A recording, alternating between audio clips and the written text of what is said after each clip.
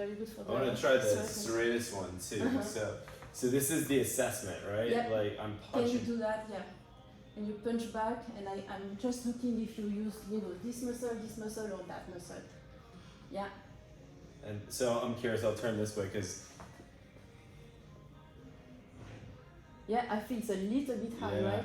This one is harder, and I have an existing injury on this side, so like... So you can drive more down. Yeah, drive more down, like you want to use that. Lats. Yeah. And and now you punch. That's so hard. Yeah.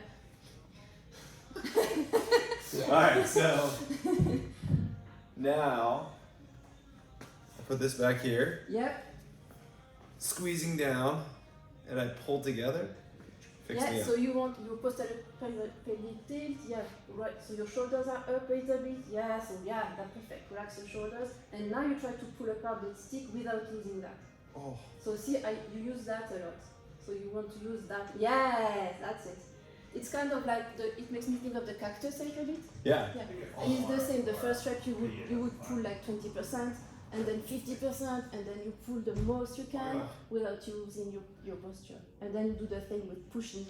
People, it's always easier to push, to pull towards the side than pushing away. That's really hard. It is. I need to do this. We also have all these things for shoulder mobility that you can do here. It's called the pendulum. I'm not sure I'm on camera now. So it's called the pendulum, and it's the same. Once you're here, you find, and it's the same, it's all these exercises are to relax the shoulder and engage the lats and the back.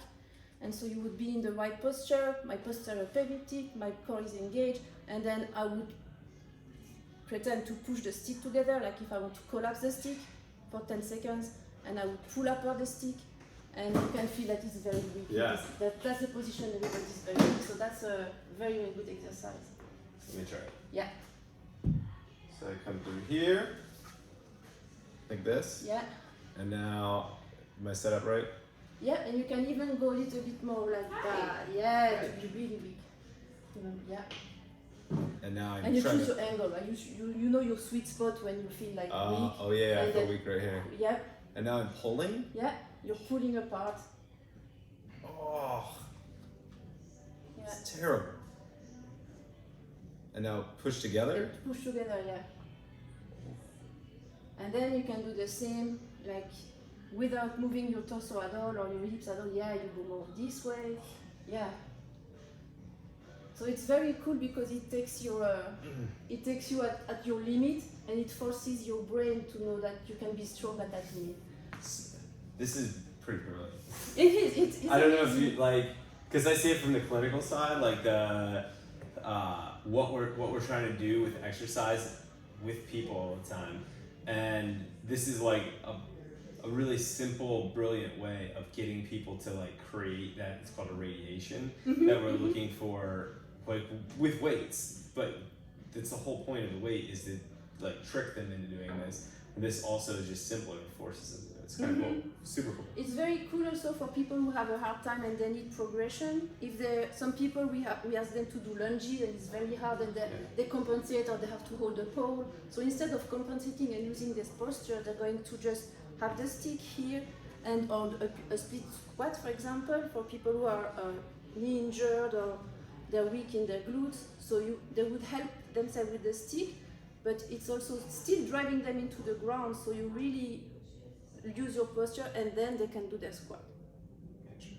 Right? So it's like it's better to help yourself and not like be wobbly.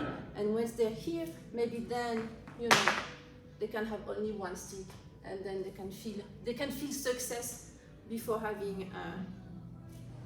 And then when they become more badass, you can use that, and you have all these exercises when you hold one stick and you want to hold two sticks.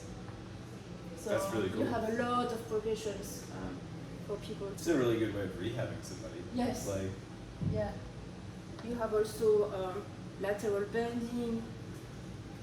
To see, you can do everything. Everything. Yeah, you have this all the like I was showing earlier, so this is working everything. It's working my diagonal line, and I'm trying. It's like there is a button on the floor, and I'm trying to reach the button. but I don't want to collapse in any way, so I have to keep everything very tight.